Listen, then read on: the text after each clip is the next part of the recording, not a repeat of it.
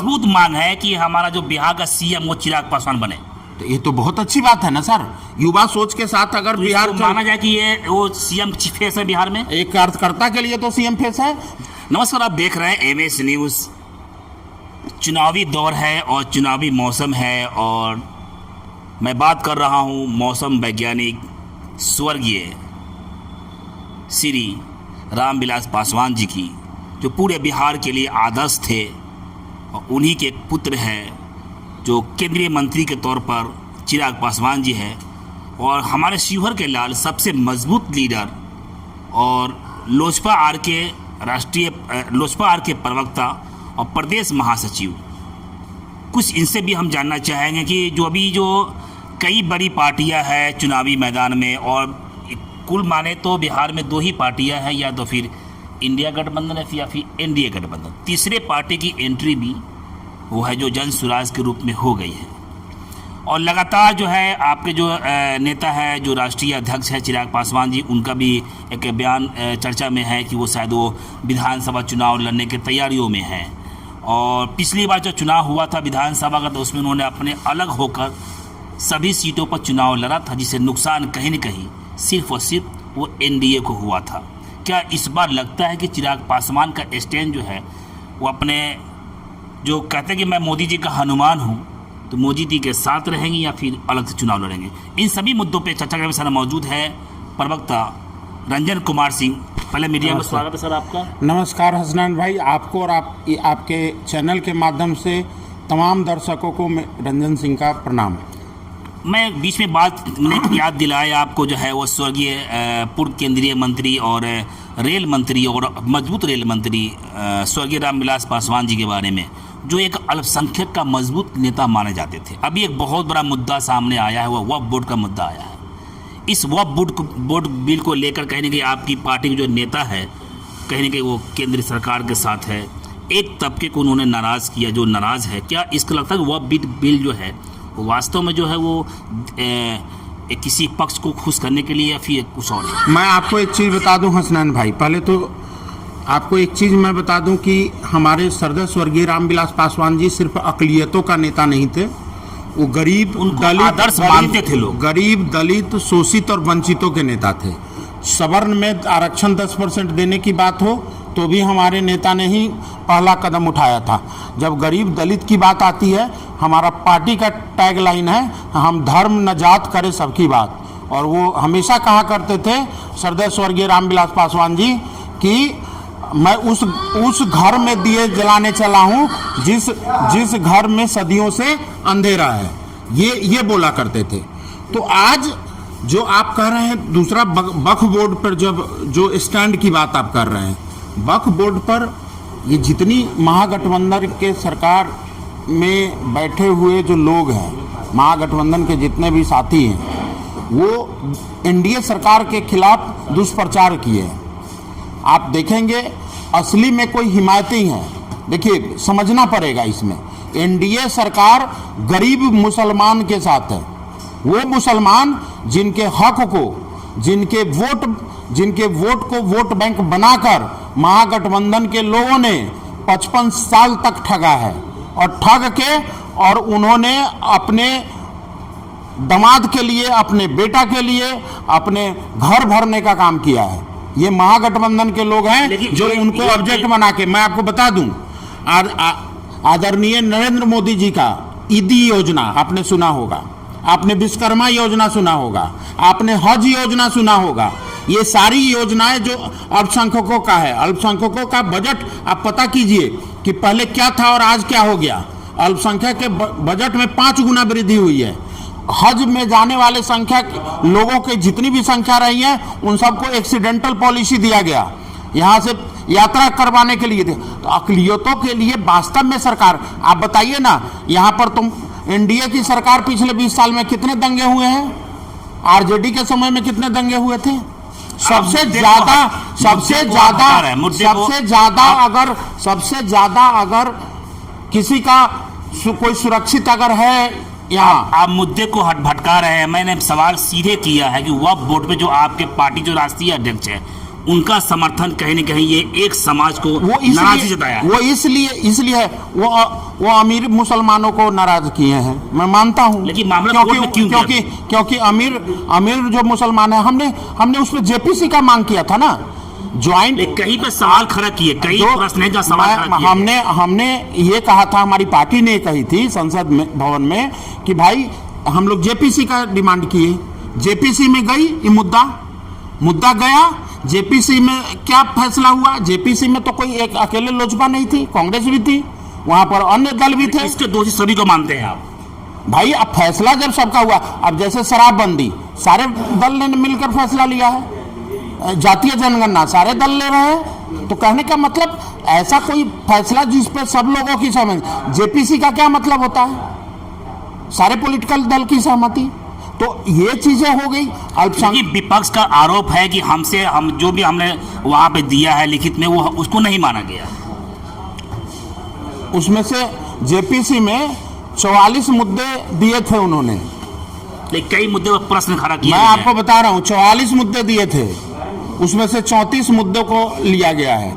हर वो मुद्दा को नहीं लिया गया है जिसमें अमीर मुसलमान का जेब भरने का काम करता है। हम लोग गरीब मुसलमान के साथ हैं, हम लोग ऐसे मुसलमान के साथ हैं जो दिहाड़ी मजदूर करता है, जो आदमी अपने पेट को पालने के लिए बेचैन रहता है कि कैसे उसका पेट पलेगा, कैसे उसका घर चलेगा। हम लोग उनके साथ हैं। कुछ चुनावी बात करते हैं आप। पिछली चुनाव में जो है आपके पार्टी जो राष्ट्रीय अध्यक्ष थे वो अलग चुनाव लड़े थे, इस बार क्या ऐसा होने वाला है? अलग चुनाव लड़ने का आपने खुद जवाब दिया कि जब हमारी उस समय, मैं मानता हूं राजनीतिक परिस्थितियां ऐसी थी और तब एनडीए सरकार बनी थी। तो आप सोचिए जब इस बार हम लोग एनडीए सरकार में हैं तो क्या हाल होगा। फिर से आपने सवाल वही लायक खड़ा कर दिया। क्या लगता है कि अलग लड़के भी सरकार बनाने के उन्होंने बनाया, सरकार बनाया ऐसा? मैं अभी अलग लड़ने का तो कोई प्रश्न ही नहीं उठता ना सर। हमारे नेता केंद्रीय मंत्री हैं, हम लोग 5 सांसद से की बात उठ रही कि वो बिहार में चुनाव भी लड़ सकते हैं। चुनाव लड़ना तो अधिकार है हर लोकतांत्रिक व्यवस्था में। सीएम बनने का इरादा तो नहीं है? जरूरी है चुनाव, लोग विधायक बनने के लिए। आपने कभी सुना है ये महागठबंधन के लोग सीएम बनने के लिए, डिप्टी सीएम के लिए और स्वास्थ्य मंत्री बनने के लिए चुनाव लड़ते हैं? उनके घर में अगर कोई जीतता है तो स्वास्थ्य मंत्री बनता है, कुछ बनता है। लेकिन कार्यकर्ताओं की हम मजबूत मांग है कि हमारा जो बिहार का सीएम वो चिराग पासवान बने। तो ये तो बहुत अच्छी बात है ना सर। युवा सोच के साथ अगर बिहार माना जाए कि ये वो सीएम फेस है बिहार में, एक कार्यकर्ता के लिए तो सीएम फेस है, जनता के लिए भी वो सीएम फेस है। अब गठबंधन के लिए वो सीएम फेस है कि नहीं, वो तो गठबंधन के शीर्ष नेतृत्व तय करेंगे। बात सीएम बनने की आई है तो फिर वो चुनाव बिहार में क्यों लड़ना चाहते हैं? चुनाव क्यों ना लड़े? जो मजबूत फैसला मौजूद है, आपको एक बात समझनी पड़ेगी। बिहार फर्स्ट, बिहारी फर्स्ट जो हमारे पार्टी का विजन डॉक्यूमेंट है, जब आप उसको बहुत ध्यान से पढ़ेंगे ना तो उसमें कुछ मुद्दों पर मैं चर्चा कर देता हूं। जैसे हमारे बिहार फर्स्ट, बिहारी फर्स्ट में लिखा हुआ है युवा व्यक्ति को महज हम रोजगार नहीं देना चाहते हैं, बल्कि उस प्रखंड, उस जिला में रोजगार देना चाहते हैं जहां युवा हमारे रहते हैं। हम लोग शिक्षा और स्वास्थ्य हम लोग देना नहीं चाहते हैं व्यवस्था बिहार में। हम लोग शिक्षा और स्वास्थ्य उस प्रखंड, उस जिला में देना चाहते हैं जहां के निवासी हैं। फिर से सवाल को आप मुद्दे से हटा रहे हैं। क्या बिहार के सीएम के फेस चिराग पासवान है? मैं उसी को बोल रहा हूं कि बिहार फर्स्ट और बिहारी फर्स्ट के एजेंडे को लाने के लिए एक मजबूत प्रतिनिधित्व का जरूरत है विधानसभा, विधान परिषद में। वो हमारे आदरणीय चिराग पासवान जी का हम लोगों का डिमांड है, हम कार्यकर्ताओं का डिमांड है, यहाँ के जनता का डिमांड है, महिला और युवाओं का डिमांड है कि आप आइए और विधानसभा में अपनी मजबूत प्रतिनिधित्व करिए और प्रदेश के लिए एक ठोस ऐसी नीतियां बनाइए जिससे खुशहाल बिहार का गाथा लिखा जा सके। सीएम फेस कौन? सीएम नीतीश कुमार जी। अच्छा, कुछ मुद्दा और बात करते हैं आपसे। अभी आपकी सरकार है केंद्र में भी और राज्य में भी। कई अभी एक शिवहर में बहुत ही एक महत्वपूर्ण मुद्दा सामने आया है। एक भू अर्जन कार्यालय का जो है एक लिपि की जो है वो कहने की वो गिरफ्तारी हुई है रंगे हाथों। और आपकी सरकार जो भ्रष्टाचार मुक्त बिहार और देश को बनाने का जो वादा करती, क्या इस पर फेल हो रही है? आप दोनों, आपके सवाल में विरोधाभास है। आप कह रहे हैं गिरफ्तारी हो रही है और आप कह रहे हैं फेल हो रही है। अरे भाई, गिरफ्तारी होती कैसे जब सरकार सजग नहीं होती? आप भ्रष्टाचारी बचेगा नहीं। अगर भ्रष्टाचारी, देखिए, अपराध अब एक चीज बताइए, हत्या नहीं करनी चाहिए, उस पर जो लगना है, जो उस पर कानून ने सजा मुकर्रर की हुई है, ये तो सब आज से तो है नहीं, सदियों से है, फिर भी लोग हत्याएं कर रहे हैं ना। अगर करते हैं तो अब क्वेश्चन है कि अपराध हो रहा है, अपराधी को सजा मिल रहा है कि नहीं। आपने देखा ना कि अगर एक घूसखोर अगर घूस लेते हुए पकड़ा गया तो उसको सरकार ने बचाने का काम नहीं किया। ये लोग जो महागठबंधन के लोग कहते हैं कि अफसरशाही है, तो हमारी सरकार सजग है भ्रष्टाचारियों को उचित जगह पहुंचाने के लिए। कल प्रशांत किशोर शिवहर में आए थे, कई सारे मुद्दों से उन्होंने घेरने का प्रयास किया है एनडीए सरकार को, शराबबंदी को लेकर, रिश्वत को लेकर, चाहे वो किसी भी मुद्दे को लेकर। उन्होंने बाकायदा जनता से एक अहद भी कहा था कि क्या ये बिहार में शराबबंदी है, ऐसा कुछ है, लेकिन शराब हर जगह मिलता है। इसकी पार्टी का क्या कहना चाहते हैं आप? देखिए, आदरणीय प्रशांत किशोर जी के लिए मैं ये कहना चाहूँगा, पॉलिटिकल पार्टी उनके लिए पेशेंट जैसे थे। वो किसी ज़माने में बतौर डॉक्टर वो पॉलिटिकल पार्टी को पेशेंट के रूप में काम करते थे और उनका इलाज करते थे। ऐसी क्या मजबूरी हो गई कि डॉक्टर ही खुद पेशेंट बन गया? उन्होंने एक सेकेंड, डॉक्टर क्यों पेशेंट बन गया? मैं तो उनके सोच पे सवाल नहीं उठा रहा हूँ, ठीक है, उन्होंने जो कहा सही कहा, लेकिन मैं ये कहना चाहता हूं कि आखिर उनको ऐसी क्या मजबूरी हो गई कि आदरणीय नीतीश कुमार जी का साथ छोड़कर खुद डॉक्टर से पेशेंट बनने की तरफ बढ़ गए। आपका जो काम था वो काम था पॉलिटिकल पार्टी को, सही पॉलिटिकल पार्टी को गाइड करके। हालांकि कुछ सही पॉलिटिकल पार्टी के लिए वो काम नहीं भी किए हैं, जैसे आम आदमी पार्टी तो नहीं भी किए हैं, लेकिन अगर कुछ सही के लिए काम किए, जैसे भाजपा के लिए किए हों, जदयू के लिए किए हों, अच्छा किए भी हैं। तो जब किए हैं तो क्या ऐसी मजबूरी बन गई जब एक डॉक्टर ही खुद पेशेंट बन गया? इस पे मैं कुछ सवाल पूछना चाहूँगा आपसे। अभी आपने डॉक्टर और पेशेंट की बात करी, क्या लगता है कि आप उस पेशेंट से आपकी सरकार डर गई है? पेशेंट से डरी नहीं है सर। मैं आपको एक चीज, मैं आपको एक विश्वास के साथ ये कहना चाहता हूँ कि आप किसी भी तरह का, आपको पता है कि सरकार संविधान से चलती है, और राज्य में आप किसी की भी सरकार बना लीजिए, जब तक केंद्र में आपकी सरकार नहीं होगी तब तक मजबूत व्यवस्था नहीं हो सकता। प्रशांत किशोर जी का पार्टी का क्या केंद्र में सरकार है? आप बोलिए हाँ या ना। नहीं है ना? नहीं है। तो ये इस केंद्र में किसकी सरकार है? एनडीए की। तो एनडीए का सरकार अगर राज्य में होगा तभी न समन्वय बन के पटरी पे। लेकिन उनका दावा है कि नवंबर में इस सरकार को गद्दी से हटा देंगे। अगर दावा है तो हटाएं, वो तो जनता तय करेगी ना। अभी मानते हैं फिर तो जनता तय करेगी ना, मैं कौन होता हूं बोलने वाले। लेकिन मैं आदरणीय प्रशांत किशोर जी से कहना चाहता हूं कि अगर आपको बिहार बदलना है तो उस सोच के साथ आइए ना जिस सोच के साथ राष्ट्रवाद है, उस सोच के साथ आइए ना जिस सोच के साथ गरीबों की और अकलियतों की बात हम लोग करते हैं। एक बहुत बड़ा घोषणा अभी बिहार सरकार ने किया है, जिसका पेंशन, वृद्धा पेंशन था 400 से 1100 कर दिया गया। लेकिन इसको विपक्ष का कहना है कि हमारे दबाव के कारण, जो हमने जो दबाव बनाया, जो प्रेशर बनाया, उस कारण से चुनावी लॉलीपॉप दिखाया गया है जनता को। मैं महागठबंधन के तमाम साथियों को शुभकामना देता हूं कि ऐसा दबाव अगले 20 साल तक बनाते रहे हो, और हम लोग ऐसे ही 1100 को 11,000 में कन्वर्ट करते हैं। यानी आपने फिर इशारा किया कि क्या वो महागठबंधन हमेशा विपक्ष में रहेंगे, फिर आपकी सरकार बनेगी? तो सर नेतृत्व करने की क्षमता नहीं है ना सर। जिस आदमी को पीओके और एलओसी में डिफरेंस नहीं पता है, क्या नेतृत्व करेगा बिहार का? ज्योग्राफी का आपको ज्ञान नहीं है, अर्थशास्त्र का ज्ञान नहीं है। आप बात करते हैं एक चुने हुए प्रतिनिधि प्रधानमंत्री को आप जेब कतरा कहते हैं। ऐसा कभी होता है? ऐसा कभी देखा है आपने किसी विश्व में, किसी देश में कि अपने ही प्रधानमंत्री अपने राष्ट्रपति के लिए ऐसे गैर जो असंसदीय भाषा का प्रयोग करते हैं? आरोप ये भी लगता है कि आपको जो प्रधानमंत्री हमारे देश के वो प्रचार मंत्री है। क्या गलत है इसमें? तो क्या गलत माना जाए? क्यों गलत प्रचार मंत्री माना जाए? गलत, इसमें गलत क्या है? अगर प्रचार वो गरीबों के उत्थान के लिए कर रहे हैं तो हाँ प्रचार मंत्री है। अगर 1 लाख करोड़ का योजना लेकर बिहार के धरती पर अगर आते हैं और बताते हैं कि अभी कल ही बताया ना 6,000 लोगों को आवास दिया है, 51,000 लोगों को आवास दिया है, 6,000 करोड़ का आवास बटा है। पलायन जारी है। हाँ, पलायन एक यथार्थ है, सच्चाई है पलायन का। मैं मानता हूं कि पलायन है। हमारे नेता ने विभिन्न मंचों पर नारा है first Bihari first Bihar first.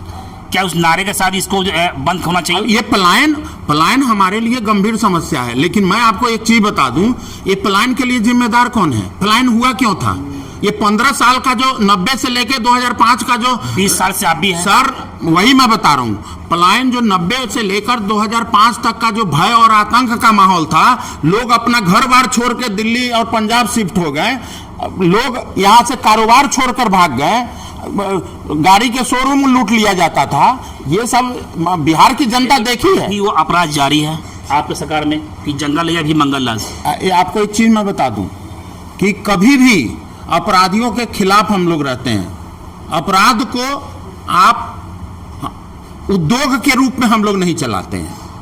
अपराध का सेटलमेंट मुख्यमंत्री आवास में नहीं करते हैं। थोड़ा मुद्दे को हटाते हैं, शिवहर की बात करते हैं। शिवहर सीट काफ़ी चर्चा में हमेशा रहता है और आपका भी कहने का मैंने कई जगह पर नाम सुना कि आप विधानसभा तैयारी में भी जुटे हुए हैं। क्या लगता है कि रंजन कुमार सिंह जो है आने वाले समय में शिवहर सीट से चुनाव लड़ेंगे? रंजन सिंह एनडीए का सरकार बनाना चाहता है। रंजन सिंह चिराग पासवान को मुख्यमंत्री बनाना चाहता है। रंजन सिंह देश में मोदी जी को फिर से मोदी बनाना चाह रहा है कि ताकि हमारा देश समृद्ध हो। रंजन सिंह का अगर मुख्यमंत्री बनाना चाहते हैं चिराग पासवान, फिर नीतीश कुमार कहा जाएगा? नीतीश कुमार को मुख्यमंत्री बनाना गठबंधन का काम है। चिराग पासवान जी को मुख्यमंत्री बनाना रंजन सिंह कार्यकर्ता का काम है। रंजन सिंह जो है एज ए कार्यकर्ता शिवहर सीट पे चुनाव लड़ेंगे? ये तो हमारे नेता फैसला करेंगे। अगर मौका मिलता है तो हम आप शिवहर कह रहे हैं, हमारे नेता अगर ये फैसला कर दे कि आप जम्मू कश्मीर से लड़िए, वहां से लड़ेंगे। यानी चुनावी लड़ने के मूड में आप हैं? मैं नहीं हूं, मैं अपने पार्टी का एक समर्पित कार्यकर्ता हूं। मेरे पार्टी को ने जो आरा में महासभा हुआ, एक हफ्ता हमने बहुजन भीम संकल्प समागम कर रहे हैं। आपने देखा होगा कि जिस तरीके से आदरणीय की बात कर रहा हूं, क्या अगर मौका मिलता है तो चुनावी मैदान में उतरने के लिए रंजन कुमार सिंह तैयार है? आप शिवहर से हमें क्यों बांधते हैं? अन्य जगह से मैं प्रदेश महासचिव हूं, प्रदेश का प्रवक्ता हूं। आप मेरे को नेता ने प्रदेश के स्तर पर रखा है। मेरे लिए 38 जो जिला है वो सर्वमान्य है। 243 विधानसभा हमारा है। मौका मिलेगा चुनाव लड़ेंगे? मौका मिलेगा तो मैं पार्टी के लिए दरी बिछाऊंगा, झाड़ू भी मारूंगा। ये तो चुनाव लड़ना बहुत दूर की बात है। बिहार का सीएम कौन, चिराग या नीतीश कुमार? मौजूदा सीएम नीतीश कुमार, भविष्य का सीएम चिराग पासवान। अभी मेरे सामने मौजूद थे रंजन कुमार सिंह, बहुत ही कड़वे और तीखे सवालों के साथ जवाब दे रहे थे। ये क्योंकि ये प्रवक्ता है और इनका अपना वजूद है, अपना कद है, पावर है, और इसी कद पावर के लिए इनको आप नेशनल मीडिया पर भी इनको आप बारहा देखते रहते। मुझे खुशी है कि एमएच न्यूज़ के माध्यम से ये प्रवक्ता एज ए प्रवक्ता रूप में कुछ डिबेट करने का मौका मिला। हमने कई सवाल किया, सवाल पे इनको घेरने का भी प्रयास किया है, लेकिन बहरहाल इन्होंने अपने सवालों के जवाब में इस तरह किया है कि बहुत कुछ इन्होंने इशारा कर दिया कि आने वाले समय में इनके नज़रों में चिराग पासवान सीएम के उम्मीदवार है, लेकिन एनडीए के नज़रों में नीतीश कुमार है। इशारा किधर है इसको आप खुद ही समझ। बहरहाल इन्होंने चुनावी मुद्दे पर भी कहा है कि मैं चुनाव लड़ने के लिए तैयार हूँ, लेकिन सीट क्लियर नहीं है। इसको भी माना जाए कि कहीं न कहीं चुनाव लड़ने के लिए रंजन कुमार सिंह पूरे अलर्ट मोड में है। बस इतना ही। छोटी बड़ी खबरों के लिए आप एमएच न्यूज़ चैनल को सब्सक्राइब करें, लाइक करें, शेयर करें। धन्यवाद।